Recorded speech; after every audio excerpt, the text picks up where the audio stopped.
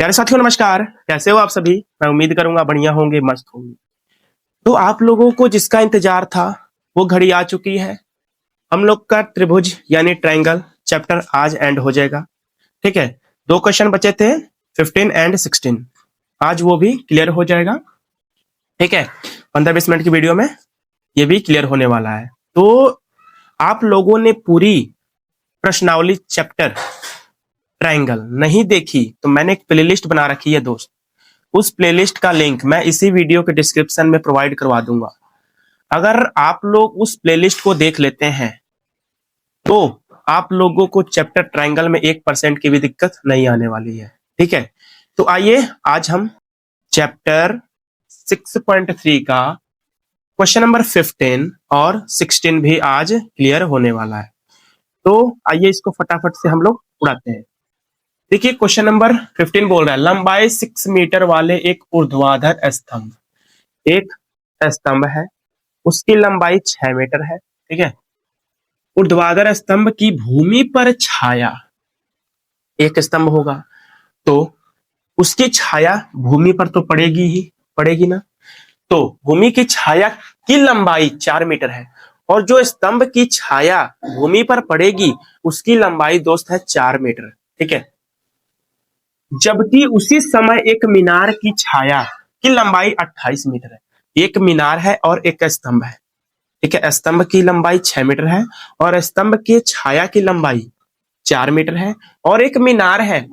मीनार की लंबाई नहीं पता हमें, मीनार की छाया की लंबाई पता है 28 मीटर। तो मीनार की ऊंचाई ज्ञात करना है। तो लो पूछ दिया मीनार की ऊंचाई, तो हमें मीनार की ऊंचाई ज्ञात करना है। तो आइए पहले बनाते हैं एक मीनार। मान लेते हैं हम ये एक मीनार बना दिया हमने, ये मीनार है। ठीक है, और एक स्तंभ बना लेते हैं इधर, ये मान लो एक स्तंभ है। तो मीनार की छाया ऐसे पड़ेगी, ये मीनार की छाया हो गई। इसकी लंबाई जो है दोस्त वो 28 मीटर है, क्वेश्चन में दे रखा है। ठीक है, और ये स्तंभ है तो स्तंभ की छाया यहां से पड़ेगी। मान ले यहां, मान लेते हैं कि हम लोग ये छाया है स्तंभ की। ठीक है, इतनी स्तंभ की छाया है और पूरी मीनार की लंबाई की छाया है। ठीक है, और अब हम लोग क्या करेंगे, अगर हम मिला देते हैं ऐसे, ऐसे अगर हम मिला दें तो हमारे पास दो समकोण त्रिभुज बनकर आ जाएगा। क्या, एक छोटा वाला एक पूरा बड़ा वाला आ जाएगा बनकर। क्या नाम दे देते हैं दोस्त, ये स्तंभ है 6 मीटर और ये स्तंभ की छाया की लंबाई है 4 मीटर। ठीक है, नाम दे दे रहे हैं ए बी सी। ठीक है, ए बी सी और यहाँ पर पी दे देते हैं, ये क्यू दे देते हैं। ठीक है, ये हम लोगों ने नाम दे दिया है। बहुत ही आसानी तरीके से हम लोगों ने फिगर बना लिया। ठीक है, अब फिगर बन गया है तो हमें किसकी वैल्यू चाहिए, हमें ए बी की वैल्यू चाहिए यानी मीनार की ऊंचाई चाहिए। तो हमें ए बी की वैल्यू चाहिए, तो ये कैसे निकलेगी आप बताएं। क्या हम इसको एच मान ले क्या, या रहने देते हैं। ठीक है, हमें ए बी की वैल्यू चाहिए, सीधे डायरेक्ट हम ए बी की वैल्यू निकालेंगे। कैसे निकालेंगे आइए देखते हैं। देखिए हमारे पास दो समकोण त्रिभुज बना है, ये 90 डिग्री का होगा और ये भी 90 डिग्री का होगा। होगा ना? आप बोलोगे जी सर बिल्कुल होगा।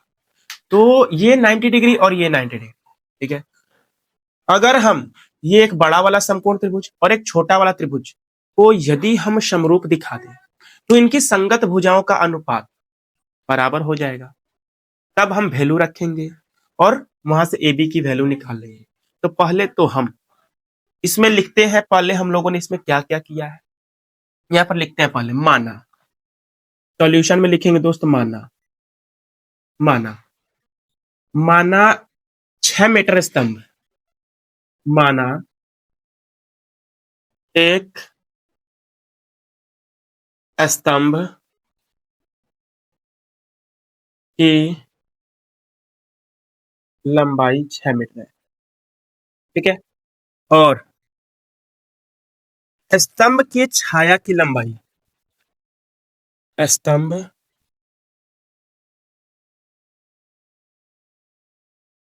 की छाया, ऐसे नहीं लिखते हैं। ठीक है, ऐसे गड़बड़ी हो जाएगी, रुक जाओ। हम लोग लिखेंगे माना, माना पी क्यू, माना पी क्यू एक स्तंभ है, और माना पी क्यू एक स्तंभ है, और पीसी, ये पीसी, और पीसी स्तंभ की छाया है। ठीक है, इतना हम लोगों ने लिखा। अब क्या लिखेंगे, ए बी जो है मीनार है, ए बी, ए बी एक मीनार, ए बी एक मीनार है जिसकी छाया की लंबाई, छाया की लंबाई एसी है ना, ये पूरी एसी है, एसी है। इतना हम लोगों ने लिखा। अब हम चलेंगे त्रिभुज एबीसी और पीक्यूसी, एबीसी और पीक्यूसी में। आइए चलते हैं, हमें समरूप दिखाना है, तो चलेंगे त्रिभुज एबीसी और त्रिभुज एबीसी और पीक्यूसी में। अब इसमें देखिए दोस्त, जो ये कोण सी है और इसमें भी कोण सी, तो कोण सी बराबर कोण सी उभय निष्ठ आ रहा है क्या? आप बोलोगे जी सर बिल्कुल उभय निष्ठ आ रहा है। ठीक है, तो देखेंगे हम, ये जो कोण सी है वो बराबर कोण सी क्या है, उभय निष्ठ है, दोनों त्रिभुज में आ रहा है, तो लिख देंगे यहां पर उभय, उभय निष्ठ है, उभय निष्ठ है। अब देखिए ये हम लोग का उभय निष्ठ आ गया। अगर हमें एक कोण और बराबर मिल जाए तो हम एंगल एंगल कसौटी से कह सकते हैं कि ये त्रिभुज एबीसी और पीक्यूसी समरूप होगा, होगा ना। तो इसमें देखिए कोण ए और कोण पी क्या है, दोनों 90 डिग्री के हैं, तो ये भी बराबर हो जाएंगे। कोण ए बराबर कोण पी, ये क्या है, प्रत्येक यानी दोनों 90 डिग्री के हैं, 90 डिग्री है प्रत्येक। ठीक है, तो ये भी बराबर हो गए। कह सकते हैं हम एंगल एंगल एंगल कसौटी से, लिखिए एंगल एंगल कसौटी, एंगल एंगल कसौटी से, एंगल एंगल कसौटी से त्रिभुज एबीसी, त्रिभुज एबीसी ये समरूप हो जाएगा त्रिभुज पी क्यू सी के, ये समरूप हो चुका है, ये बड़ा वाला त्रिभुज इस त्रिभुज के समरूप हो चुका है। तो इनकी संगत भुजाओं का अनुपात समान होगा। यहाँ पर क्या लिखेंगे, इसलिए यहाँ पर लिख सकते हैं क्या, इसलिए, इसलिए ए बी के बट्टा में पी क्यू, ए बी का बट्टा में पी क्यू बराबर हो जाएगा बी सी बट्टा में ए सी अब बट्टा में पी सी, ए सी अब बट्टा में पी सी। इनकी संगत भुजाओं का अनुपात बराबर हो जाएगा। ये बी क्यू, ओ सॉरी बी सी और क्यू सी भी लिख सकते हैं, लेकिन हमें इसकी आवश्यकता नहीं है। इन्हीं दो संगत भुजाओं के अनुपात से ही हम ए बी की वैल्यू फाइंड कर सकते हैं। देखिए ए बी आ चुका है, इसी की वैल्यू फाइंड करनी है। ठीक है, यहाँ पर सभी का मान पुट करिए। अब ये कंडीशन कहां से आया, ये भी लिख सकते हैं आप लोग, ये ब्रैकेट में यहाँ पर लिख सकते हैं, समरूप, समरूप त्रिभुज,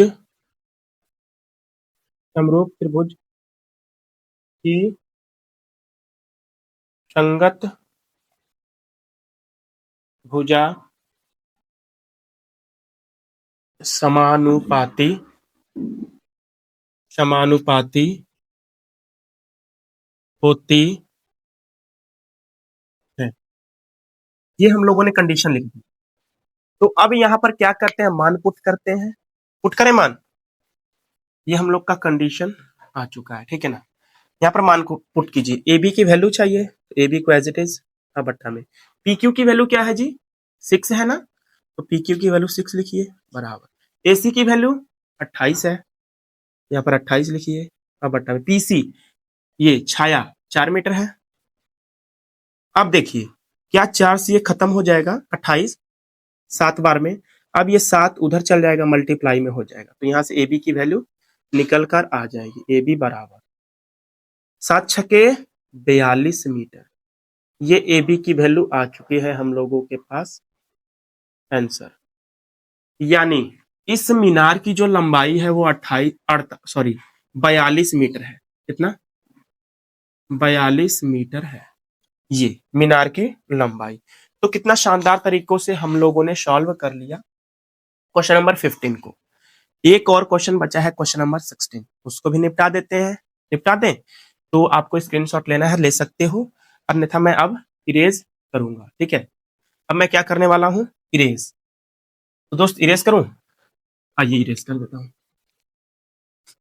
इरेज करता हूं। ठीक है,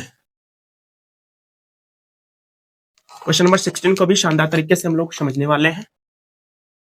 दोस्त लाइव क्लास की तैयारी चल रही है, ठीक है, जल्द ही नोटिफिकेशन आप लोगों के पास आएगा, न्यू बैच क्लास 10th का, ठीक है ना। जुड़े रहिएगा, बेल आइकन दबा कर रखिएगा ताकि मेरी हर एक नोटिफिकेशन आप लोगों तक पहुंच सके। तो देखिए क्वेश्चन नंबर 16 क्या कह रहा है। क्वेश्चन नंबर 16 कह रहा है एडी और पीएम त्रिभुजों एबीसी और त्रिभुज पीक्यूआर की क्रमशः माध्यिकाएं हैं। तो पहले त्रिभुज बनाइए, एक एबीसी और एक पीक्यूआर। एक त्रिभुज बना लेता हूं मैं, एक त्रिभुज बना लेता हूं एबीसी, ए बी सी। एक त्रिभुज बना लेता हूं दोस्त मैं, एक त्रिभुज बना लेता हूं पी क्यू और आर। मैंने दो त्रिभुज बना लिया और इन दो त्रिभुजों की माध्यिका है, क्या माध्यिका है दोस्त, एडी और पीएम। ये माध्यिका मिला देता हूं, एडी हो गई माध्यिका और यहां से मिला दूंगा ये माध्यिका पीएम हो गई माध्यिका। तो बोल रहा है जबकि त्रिभुज एबीसी समरूप त्रिभुज पीक्यूआर, बोल रहा है कि ये दोनों जो त्रिभुज एबीसी और पीक्यूआर है ये समरूप है, ये समरूप है। तो सिद्ध कीजिए कि, हमें सिद्ध करना है, क्या करना है, तो पहले तो लिखिए इसमें क्या क्या है, लिखिए दोस्त। लिखेंगे यहां पर सॉल्यूशन में, सॉल्यूशन में लिखेंगे एडी, एडी और एडी और पी क्यू, पी क्यू कहाँ, पीएम ना, हाँ, एडी और पीएम, एडी और पीएम त्रिभुज एबीसी और त्रिभुज P Q R, P Q R की माध्यिकाएं हैं, की माध्यिकाएं, माध्यिकाएं, माध्यिकाएं है, ये हमारे पास दिया है। ठीक है, और क्या बोल रहा है, और यहाँ पर लिख देंगे और त्रिभुज एबीसी जो है वो समरूप है त्रिभुज पी क्यू आर, ये हमारे पास भी है। ठीक है, त्रिभुज एबीसी समरूप त्रिभुज पी क्यू आर, ये भी दिया है। हमें सिद्ध करना है दोस्त, हमें सिद्ध करना है, हम लिखेंगे सिद्ध, सिद्ध करना। ये सब लिखने से थोड़ा अच्छा लगता है देखने में। ठीक है, ऊपर देखिए लिखा है कि एडी और पीएम, एग्जामिनर को भी लगेगा हाँ हाँ बच्चे ने लिखा है, बच्चा थोड़ा जानता है। ठीक है, एडी और पीएम त्रिभुज एबीसी और त्रिभुज पी क्यू आर की माध्यिकाएं हैं और त्रिभुज एबीसी समरूप त्रिभुज पी क्यू आर है। ठीक है, ये हम लोगों ने लिखा और सिद्ध करना है, क्या सिद्ध करना है, ए बी बट्टा पी क्यू ना, ए बी बट्टा पी क्यू बराबर ए डी बट्टा में पी एम, ये हमें सिद्ध करना है। ये हमें क्या करना है दोस्त, सिद्ध करना है। ये हमें क्या करना है, सिद्ध करना है, सिद्ध करना है ना। तो अब हम अपना प्रमाण देंगे, क्या देंगे, अब हम चलेंगे त्रिभुज एबीसी और पी क्यू आर में, ये दोनों समरूप है ना, तो हम प्रमाण देंगे, क्या देंगे, प्रमाण, प्रमाण कि त्रिभुज एबीसी जो है दोस्त, वो समरूप है त्रिभुज पी क्यू आर के, है ना, है ना। तो इसलिए हम चलेंगे त्रिभुज एबीसी और त्रिभुज पी क्यू आर में। और जब ये दोनों त्रिभुज समरूप है तो इनके संगत कोण आपस में बराबर होंगे, होंगे कि नहीं होंगे? आप बोलोगे जी सर। और इनके संगत भुजाओं का अनुपात भी समान होगा, होगा कि नहीं? यानी त्रिभुज में, इसलिए ए बी के बट्टा में क्या आ जाएगा? पी क्यू, क्योंकि समरूप त्रिभुज है। ए बी अब बट्टा में पी क्यू बराबर बी सी अब बट्टा में क्यू आर हो जाएगा। बी सी अब बट्टा में क्यू आर हो जाएगा ना। अब हमें देखकर चलना है, क्या सिद्ध करना है? हमें सिद्ध करना है ए बी बट्टा पी क्यू, ए बी बट्टा पी क्यू। तो यहां से तो हमें ए बी बट्टा पी क्यू मिल रहा है, और इधर सिद्ध करना है ए डी बट्टा पी एम, ए डी अब बट्टा पी एम। तो हमें इस त्रिभुज से कोई मतलब नहीं है, यानी इस भुजा से हमें कोई मतलब नहीं है। हमें तो इस भुजा और इस भुजा से ही मतलब है ना। क्योंकि इस भुजा से हमें कोई मतलब नहीं है, क्योंकि हमें सिद्ध करना ए बी बट्टा पी क्यू और ए डी बट्टा पी एम। तो ये त्रिभुज इसी त्रिभुज में आ रहा है ना, आ रहा है ना। अगर हम इस त्रिभुज और इस त्रिभुज को समरूप दिखा दें तो इनकी संगत भुजाओं का अनुपात समान हो जाएगा, हमारा सिद्ध हो जाएगा। तो बस हमें ए सी बट्टा में पी आर लिखने की आवश्यकता नहीं है, लिख सकते हैं लेकिन कोई मतलब नहीं है, ठीक है। अब मैं पूछूं, इतना मैंने लिखा ना, यहाँ पर लिख देंगे समरूप त्रिभुज की संगत भुजाएं समानुपाती होती है। यहाँ पर लिख दीजिए समरूप समरूप त्रिभुज की संगत भुजा समानुपाती होती है, समानुपाती होती है। ये हो गया, ठीक है। कंडीशन हमने लिख दी, कारण लिख दिया हम लोगों ने, ये कैसे आया, ठीक है। अब आप लोग समझ गए ना ये कैसे आया। अब देखिए, अगर मैं पूछूं आप लोगों से कि दोस्त बीसी का आधा बताइए और क्यू आर का आधा बताइए, तो आप लोग क्या जवाब देंगे? ये तो एज इट इज नबी बट्टा पी क्यू बराबर बीसी का आधा मैं पूछूं यानी 1/2 आधा, यानी बीसी का आधा, और क्यू आर का आधा यानी 1/2 क्यू आर। मतलब ऊपर नीचे आधा से भाग दे दिया मैंने, गुना कर दिया, ठीक है। ऊपर भी आधा से गुना, नीचे भी आधा से गुना, काटेंगे तो सेम वही कंडीशन आ जाएगा। अब आप लोग बताएंगे सर बीसी का आधा तो क्या हो जाएगा? बीडी हो जाएगा, और क्यू आर का आधा क्यू एम हो जाएगा, हो जाएगा नहीं हो जाएगा? आप बोलोगे जी से। देखिए ए बी अब बट्टा में P Q as it is, और हाफ बी सी, बीडी लिख सकता हूँ हाफ बी सी को? आप बोलोगे जी से। और हाफ क्यू आर को क्यू एम लिख सकता हूँ? जी सर लिख सकता हूँ, ठीक है। तो हमारे पास ये कंडीशन आ गया, इसको मान लो आप समीकरण 1। तो देखिए हमारे पास क्या क्या आया। हमारे पास आया दोस्त ए बी अब बट्टा पी क्यू और बी डी अब बट्टा क्यू एम, इनका अनुपात इस भुजा और ये भुजा और इस भुजा का अनुपात समान आ गया, ठीक है। अगर मैं ये कोण बराबर दिखा दूं इसके, तो एस ए एस कसौटी से कह सकता हूं कि नहीं, ये छोटा वाला जो त्रिभुज है ए बी डी और पी क्यू एम समरूप होगा, तो इनके संगत भुजाएं भी समानुपाती होंगी। देखिए त्रिभुज अभी चल रहे हैं एबीसी और त्रिभुज पी क्यू आर में, जब दोनों त्रिभुज जो है समरूप है तो इनके संगत कोण भी बराबर होंगे। तो कोण बी बराबर कोण क्यू लिख सकता हूँ क्या? कोण बी बराबर कोण क्यू, कहां से? समरूप त्रिभुज की, लिख दीजिए समरूप त्रिभुज के संगत कोण, समरूप त्रिभुज के संगत कोण बराबर होते होते हैं। इतना हम लोगों ने लिख लिया, कोण बी बराबर कोण क्यू। इसको मान लीजिए आप समीकरण नंबर 2, ठीक है। तो हमें मिल गया कि नहीं ये कोण इस कोण के बराबर। तो अब हम चलेंगे जिसमें समरूप दिखाना है, जिस त्रिभुज को आपको समरूप दिखाना है उसमें चलेंगे। अब एबीडी और पीक्यूएम में, इधर लिखिए त्रिभुज ए बी डी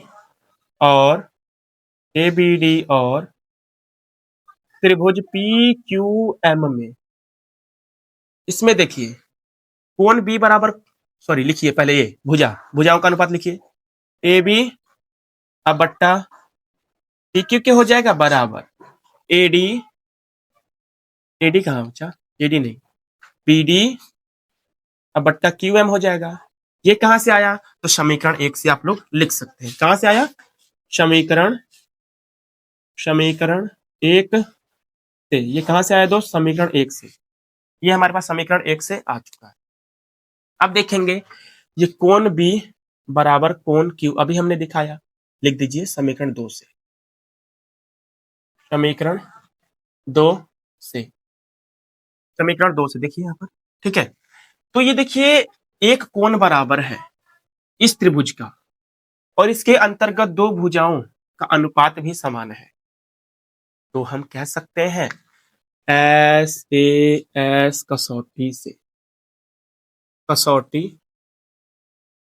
से, एस ए एस कसौटी से क्या कह सकते हैं, एस ए एस कसौटी से कि त्रिभुज एबीडी, एबीडी ये समरूप हो जाएगा त्रिभुज पी क्यू एम के, पी क्यू एम के। जब समरूप हो जाएंगे त्रिभुज एबीडी और पी क्यू एम, तो इनके संगत भुजा भी तो समानुपाती हो जाएंगी। आप बोलोगे जी सर, तो हम लिख सकते हैं इसलिए ए बी के बट्टा में पी क्यू, ए बी बट्टा में पी क्यू बराबर बी डी बट्टा में क्यू एम, बी डी बट्टा में क्यू एम बराबर ए डी बट्टा में पी एम, ए डी बट्टा में पी एम। ये लिख सकते हैं कि नहीं हम लोग, जब ये त्रिभुज इस त्रिभुज के समरूप है तो संगत भुजा समानुपाती होंगी। तो हमें सिद्ध क्या करना है, ए बी बट्टा पी क्यू, ठीक है, एडी बट्टा पीएम, एडी बट्टा पीएम, हमें इसकी आवश्यकता नहीं है, तो हम इसे क्यों लिखे भाई जब इसकी आवश्यकता ही नहीं है, तो लिख देंगे अतः ए बी बट्टा में पी क्यू बराबर ए डी बट्टा में पी एम। हमें यही चाहिए था तो हम यही लिखेंगे। यहाँ पर आप लोग लिख दीजिए प्रूव्ड हो चुका है। हम लोग कारण लिखना चाहे तो लिख सकते हो, अभी मैंने यहाँ लिखा समरूप त्रिभुज के, यहाँ पर समरूप त्रिभुज की संगत भुजा समानुपाती हो, लिख सकते हैं आप, ठीक है। तो हमने प्रूव्ड करके क्वेश्चन नंबर 16 को भी आसानी तरीके से दिखा दिया। तो बस हम लोग का इतना कठिन चैप्टर ट्रायंगल हम लोगों ने समाप्त कर लिया है। तो उम्मीद करता हूं आप लोगों को बेस्ट लगी होगी आज की क्लास, ठीक है ना। और मैंने दोस्त पूरे चैप्टर ट्रायंगल की प्लेलिस्ट बना रखी है, आप लोग अगर उसको शुरू से पढ़ लेते हैं तो आप एग्जाम में बैठेंगे ना तो बड़ी रफ्तार से पहले चैप्टर ट्रायंगल को ही सॉल्व करना स्टार्ट करेंगे। जितने भी त्रिभुज के क्वेश्चन आएंगे तो पहले तो भाई हम लोग त्रिभुज ही सॉल्व करेंगे, ऐसा आपके मन में फीलिंग आने लगेगी, ठीक है। तो आप लोग जरूर उस प्लेलिस्ट को खत्म कीजिए। मिलूंगा आप लोगों से कल नेक्स्ट वीडियो में, तब तक के लिए नमस्कार, जय हिंद, जय भारत।